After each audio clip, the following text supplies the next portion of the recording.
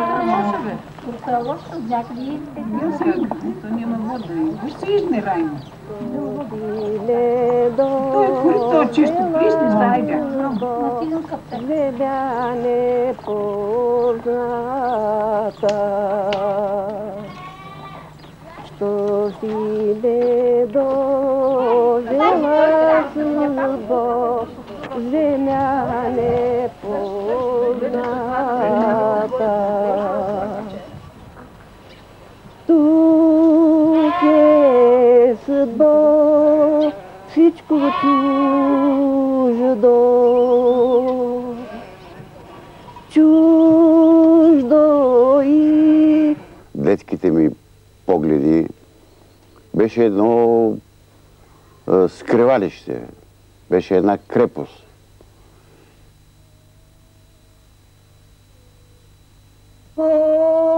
Отведи ме съдбоклета при моята майка, да я питам съдбоклета, що съм ми пречи.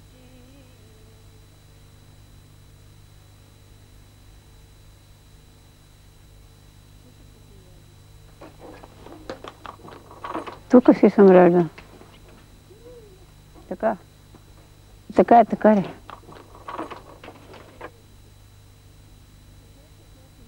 10 човека бяхме тук. Софрата, която беше, която ядяхме, не? Не маса, ми софра е така голяма. И като клекнем всички, за нас нямаше за малките место. Само за големите. И лакани. Един голям лакани. Майка изсипи от тенджерата лаканя. Стържи еш. С дървени лъжици. Това го запомних. Една имаше до мене, тя не ми даваше, с нея се подаваме. Защото лъжиците не стигат. Подаваме се, тя вземе да яде и не ми дава на мене. Дай ме. Нема, чакай. И... Водила съм до 8, до четвърто деление, го казахме едно време, баба, изучила съм. Повече не съм. Това беше най-богато това, в моите връстници. Даже моите не можаха да идете до там, я изкарах.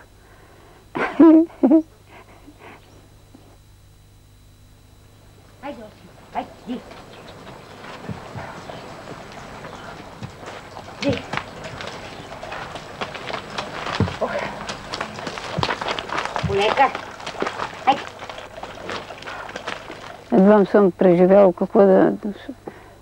От какво съм родила, си съм с животните, с магарето. Какво друго да ти кажа? Цял живот си съм до днешен ден си с физически труд. Какво ти кажа? Това никой не учаша баба. През моето време. Те две дружки имах аз връстници. Те искаха да завършат 3-ти клас и да станат прислугници на докторето. Обаче тия не можа да ме стигнат. Мен няма кой да ме... Не ми трябва нищо. Тогава нищо не се тераше да си учен баба през моите времена. Тук-то ме найде оря да учат тогава.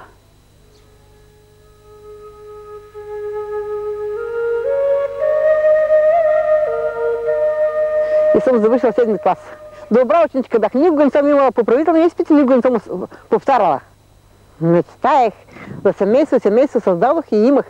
Мъжът ми беше грамотен, с образование и той около него аз просто се възхищавах на него и около него много раз научих.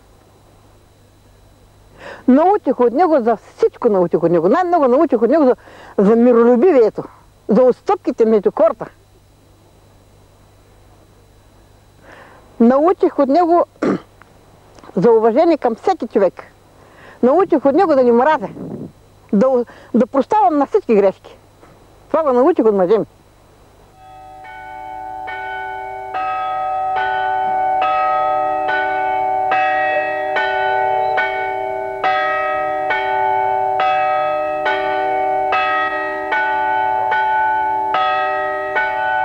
Аз съм 9-та дупка на кала. 9 деца сме. И аз съм последната.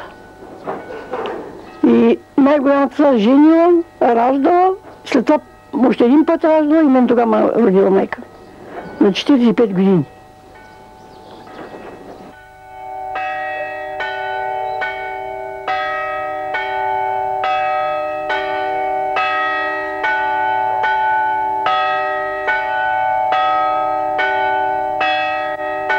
Тук си се арешаме. Тук си е момчето било и аз ходях, имаше тук една плевня нагоре. Плевнята. Давно се слама, така ще ми е надолу. Си се вирила, а днес, сега утре. И се взехме, без никакъв любов, такова да любоваш с годините, такива работи няма. Направо се взимаме и айде. И сме преживели. Имам си и две докторки и си имам внуки, баба. Какво ми е дала Аната? Часовник ми е подарила. Като моите снаи няма в околията. Дома не ми се сгрешили, а тук дойде едната, всичко прибрахме с нея. Сеното. Мъдричка. Две думи не си каза на лоши. И другата не е дошла, ама и тя тук живяла. И тя е добричка, тя ще от тук от селото. Ама след Илани дойде той, дето беше сега и сега, прикара хубаво. И века, може би умра, века да не косиме. Това са века дойде на тях. Дето сега века няма ни приказки, няма ни всички да избяга. Оти нямаше де да работят баба младите види и моите са две деца и двете са в разлог, дъщерята ми е в Благоев и се разгуби селото и така. Но когато имаше много хора, какво ти кажа, много хора, убаво е. Като в сати меса на орото, по 3 ката оро имаше. Дойде са ставни, не са орото напуща. Тук беше прекрасно, убаво всичко, но какво да правиш? Като няма какво да работят младите, имаше тук отгоре баба на Бешлет, го казват, имаше гатър да работя, младите люди взимаше пари, дигна гатъра и нямаше де да работят младежите и се разгуби по България, се разтури селото, а сега така е. Айде, дойди, я. Айде, за мной.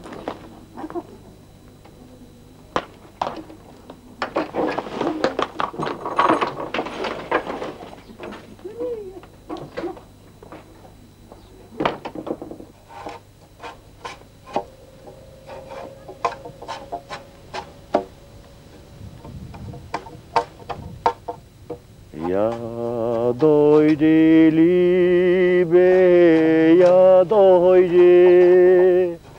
Я дойди, либе, я дойди. Я тая вечер, я друга.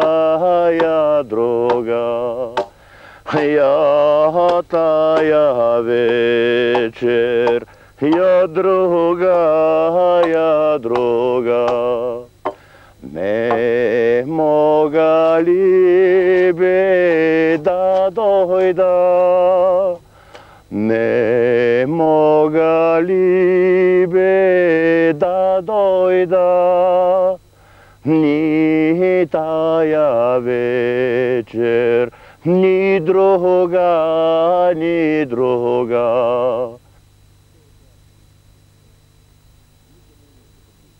Селото е абсолютно чисто българско. Никога не е имало тук други пришелци. Селото е изобщо комитско. Всички комити са работили в нашото село. Имало винаги комити от Ковачевица. Винаги е имало и винаги са поддържали Балкана. Даже има и наказан човек, който е издавал на селото тайните, на комитите тайните на турското власт.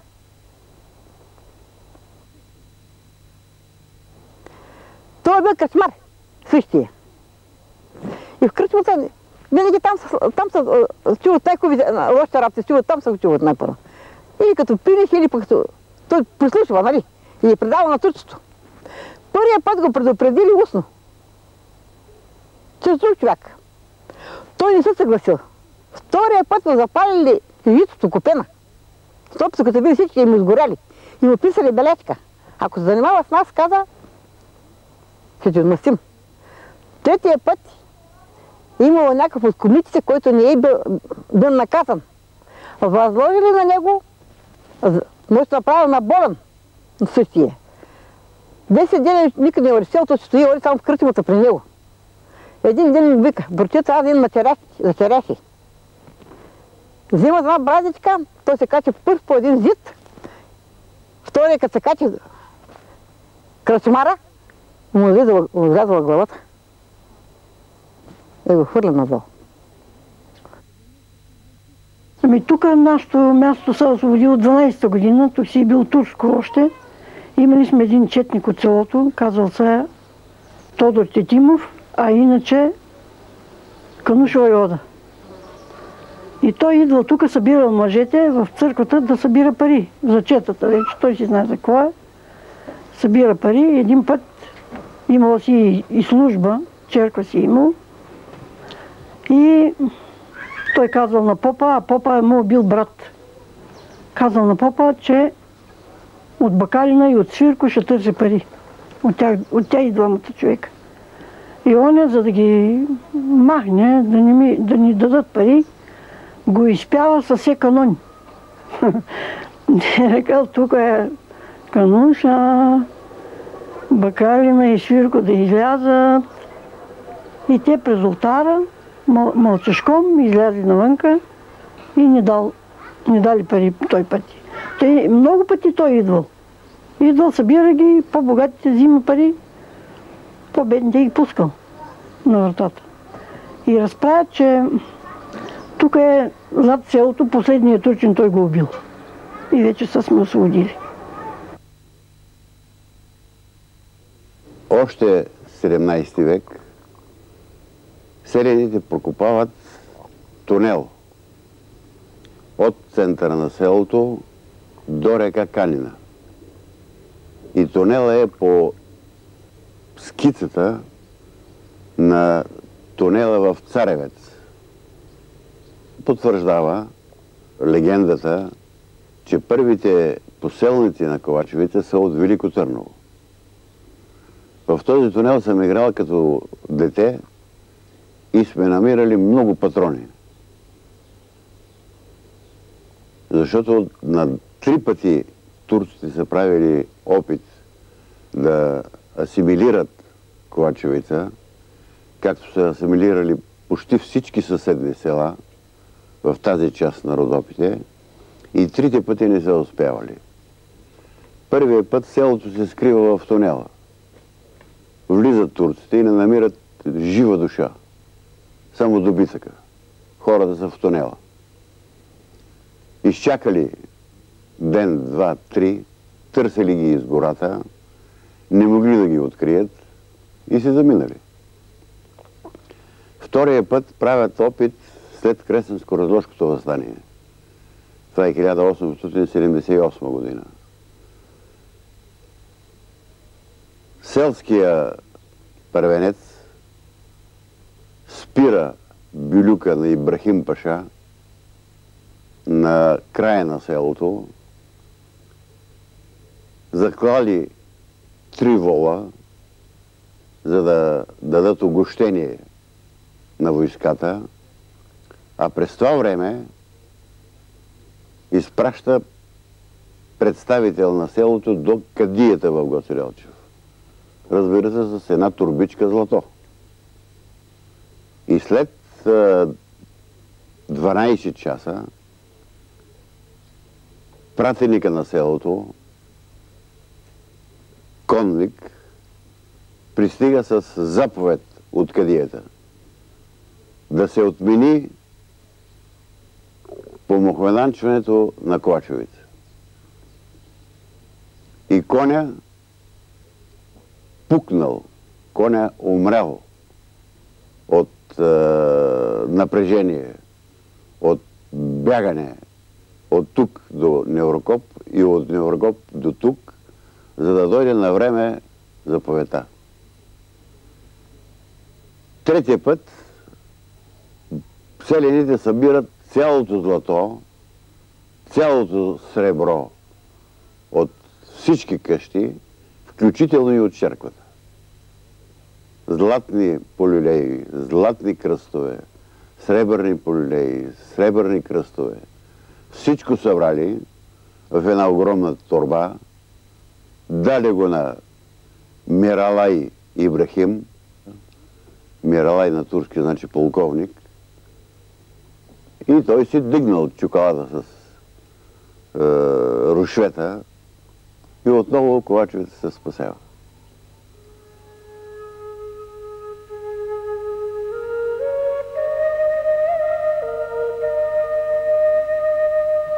Село, скъпо ненагледно, много те обичам и сред тебе и край тебе ще ми се да тичам. Кача ли се по-високо, оставаш дълбоко. В низината си се скрило от турско пътило. Ти си село оцеляло, останало цяло.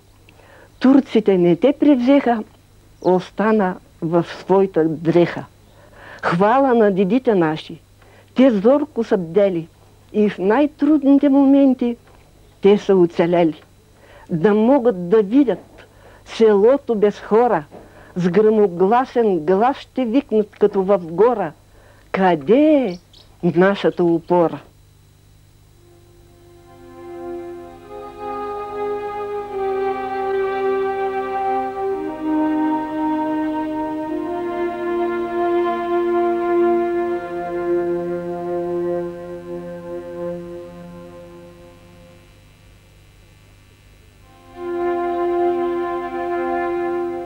За ковачкото население ми е мъчно. От ние се разцвърлихме като ковачка, когато умре. Когато орел изде една кокошка и остава всичките пирци, какво правят?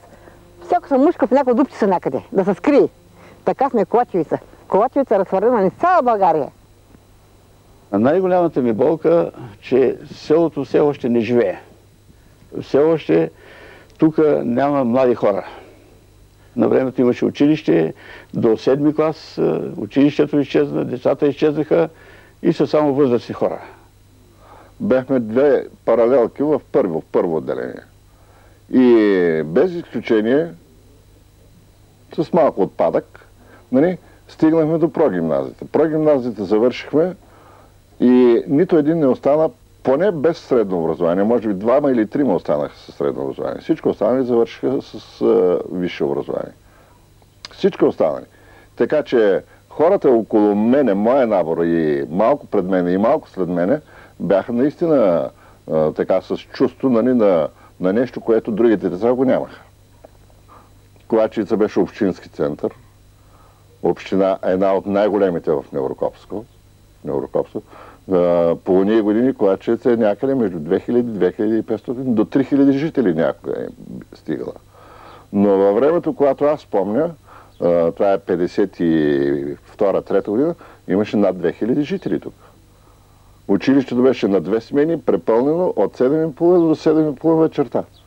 И имаше не по-малко от 30 души учители. Първият удар върху населението на селото се нанесе от създаването на ТКЗС. Тъй като тогава имаше в тоталитарно време, имаше идея да има 100% колективизация. Тъй като страната беше колективизирана на 99,9%, трябваше да стане 100% колективизация по азиатски тип, нали така? И направиха и тук ТКЗС, макар че селото е стръмно и едно муле не може да се изтъркаля на равно место.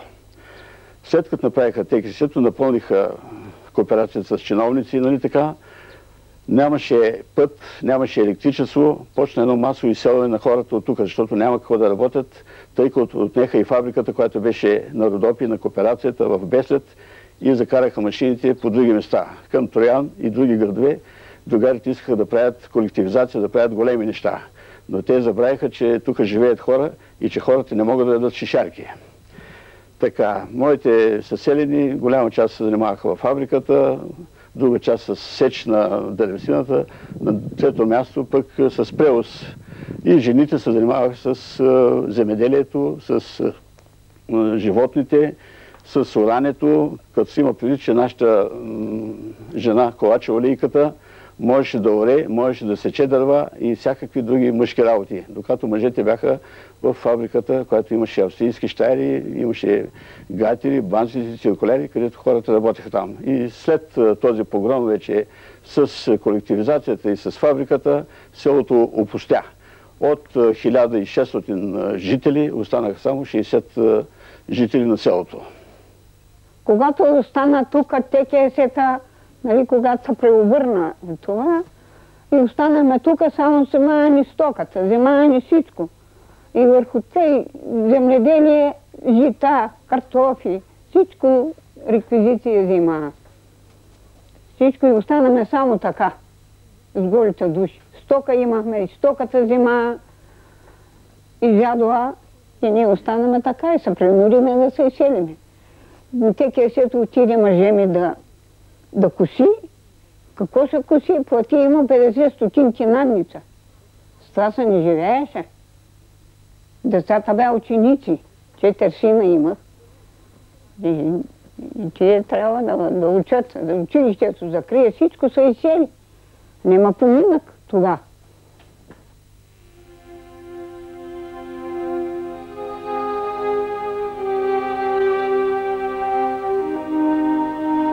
Живота носи най-различни изненади.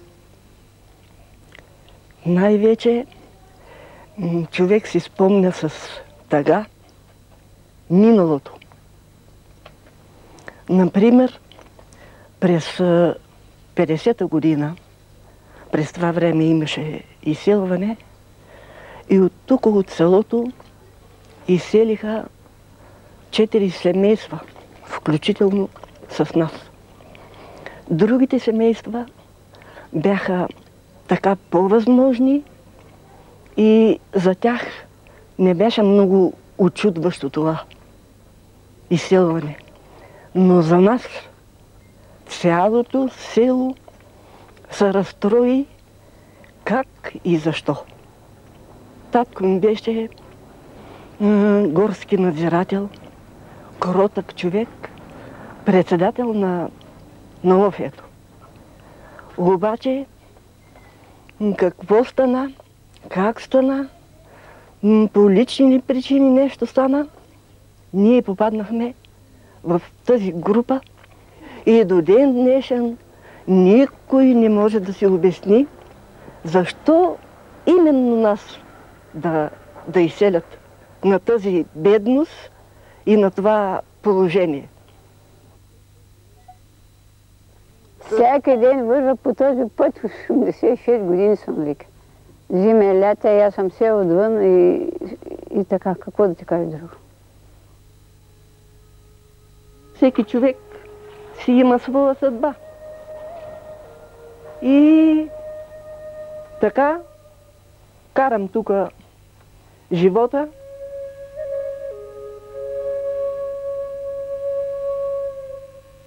Едно наследство, което векове наред е съществувало и днес съществува, няма на кого да се остави. Това е най-голямата тъга, най-голямата мъка, защото моите предци са си заминали, наследниците ни няма да дойдат тук, на брат ми децата са извън България, моя също не е тук. Имам даже и внук, който по стечение на обстоятелствата вече 1 година не съм го видял. Така че няма на кого да разчитам, няма на кого да оставим това, което ние сме наследили от нашите дядовци, от нашите бащи.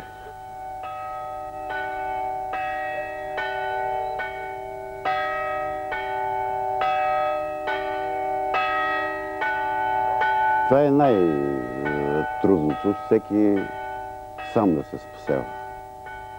Не само в духовната сфера.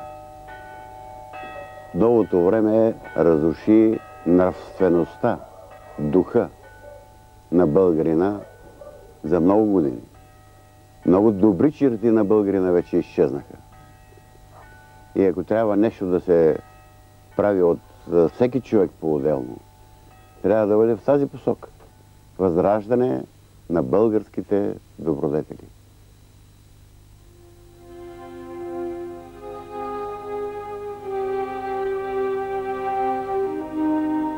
Имаше дух в българина пак. И ще продължава да си има българина упорит човек, да знаеш. Ще оцелее.